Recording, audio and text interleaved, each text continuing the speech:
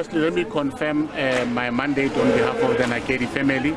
I'm also place it on record that my instruction is to do a watching brief. So what that means is to make sure that the investigation and the subsequent prosecution happens in accordance with the prescripts.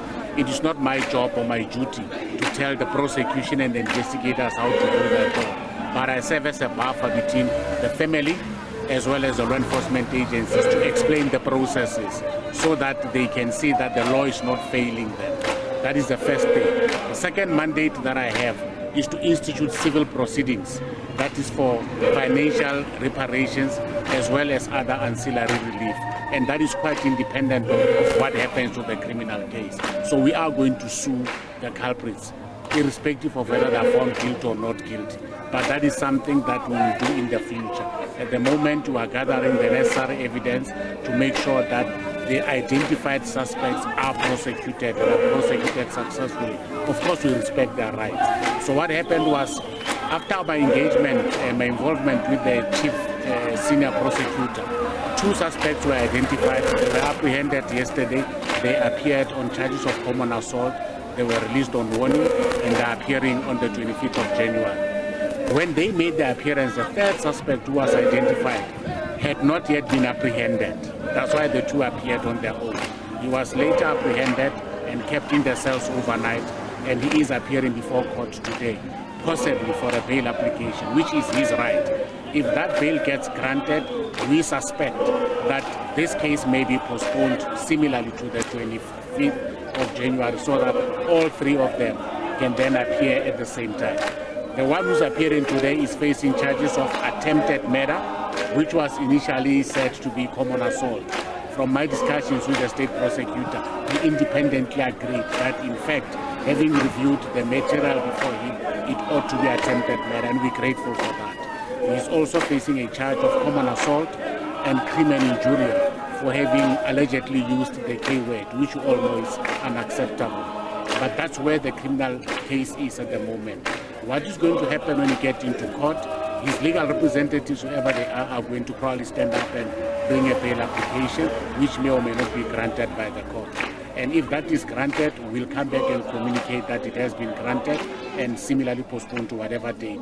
My guess will be the 25th of January. Between now and the 25th of January, we are collaborating with the police and the NPA in terms of sharing the information that we too have, because my clients have obtained some other useful material, and it's only fair that we share it with the police so that the police can do their work. Yes, the police must be commended for the manner in which they responded. It didn't drop like manna from heaven. There was pressure.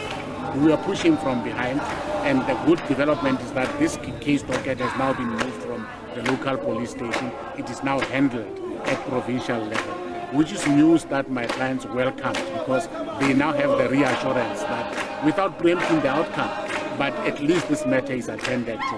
And they are a lot calmer now because I am conveying information to them as their lawyer. And in fairness to the chief state prosecutor, he is also being transparent. We had a meeting with the father yesterday where the entire process was explained, and the family is satisfied. They are not even here. Only the father will be joining me because they accept that the matter is in capable hands. So that's how we're going to be running it. And we are appealing to people, in spite of the support that my clients welcome, let's maintain cool heads, allow the rule of law to unfold, because this case is not going away. I can assure you, we are going to see to it that justice is not only done, but it is seen to be done. Let us respect the accused person as well. He too has got rights. Let us not prejudice the very case of people that we claim to care about. And we are going to be making sure that we leave no stone unturned. But a good thing that I can tell you now is that from the management of the resort side, we also have additional information and footage that we are passing on to the state, to the police, so that they can make of it whatever they want. Because our job is to collaborate and assist. And whatever the court decides, we will welcome it. And at the same time, because of the collaboration, I will also be getting useful information from the state, which I will use for purposes of civil litigation, because we are definitely going to sue. There's no doubt about it. The boys, as I'm talking to you now, currently are getting counseling, I have a team of volunteers. Some of them come from the government departments, others are private, people who are doctors and psychiatrists. And I said to them, look, my job is to assemble a team and manage the proceedings. So if people are willing to come out and assist, my clients will welcome that assistance. It's not about me.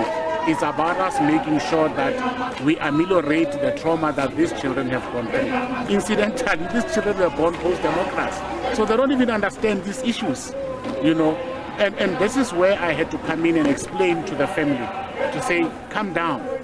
These children are your 2000s, and they tend to want to speak at every turn. And we said, please hang 10, because you don't want them to start saying things that in the fullness of time, when this case goes to trial, they happen to mess up their very own case. And young as they are, they apologize, they understood.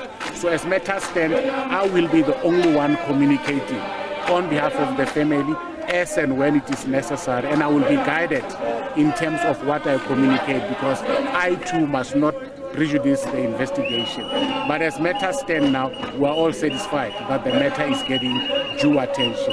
And for your interest, as I indicated before you came online, the family also indicated that in the event there were to be an application for the right of leader to access the courthouse, their instructions was not to oppose that, in fact to support it, which we've done, and that is why your application was granted. So that this matter, because of the public nature, we open up the courts and let people see for themselves. And maybe society will understand that sometimes it's not necessary to take the law into their own hands. We've got a legal system that works, but we must support it and not frustrate it ourselves.